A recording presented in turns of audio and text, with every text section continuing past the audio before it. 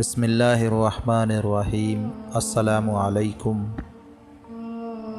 نبی کریم صلی اللہ علیہ وآلہ وسلم کا تجویز کردہ عمل۔ ایک صحابی نے عرض کی، یا رسول اللہ صلی اللہ علیہ وآلہ وسلم، دنیا نے مجھ سے پیٹھ پھیر لی۔ فرمایا، کیا وہ تسبیح تمہیں یاد نہیں جو تسبیح ہے فرشتوں اور مخلوق کی، جس کی برکت سے روزی دی جاتی ہے؟ جب صبح صادق طلوع ہو تو یہ تسبیح 100 بار پڑھا کرو۔ سبحان اللہ و بحمدہ، سبحان اللہ العظیم، استغفر اللہ۔